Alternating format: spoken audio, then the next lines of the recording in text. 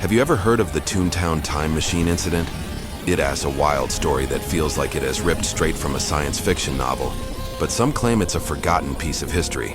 It all starts in the quiet, unassuming town of Toontown, Delaware, back in the late 19th century.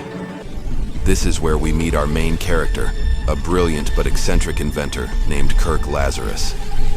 Lazarus was obsessed with the concept of time travel. While his peers were working on practical inventions, he dedicated his life to building what he believed would be his magnum opus, a functional time machine. According to a recording that surfaced years ago, he finally succeeded.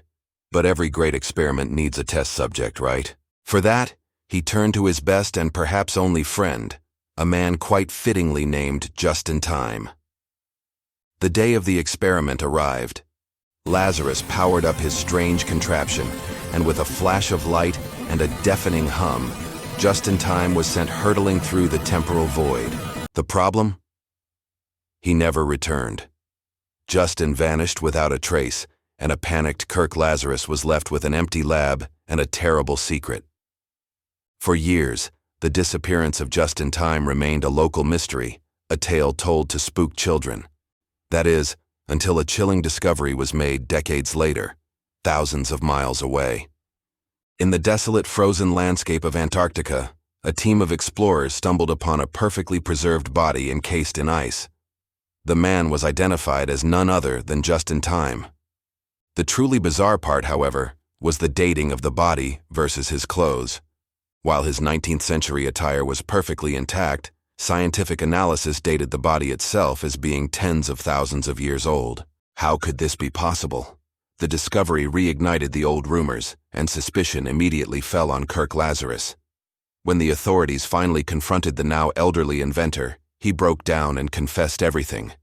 He admitted to building the time machine and sending his friend on that fateful one-way trip. But as the authorities moved in to make the arrest, Lazarus had one last trick up his sleeve. He scrambled back to his hidden laboratory, fired up the time machine one last time, and vanished just as his friend had done decades earlier. He was never seen again. So, where did he go? The recording speculates that he fled to the one place he might be considered a god rather than a madman: ancient Egypt.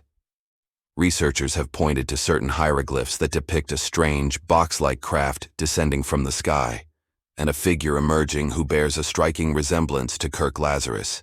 Could he have escaped justice by becoming a pharaoh?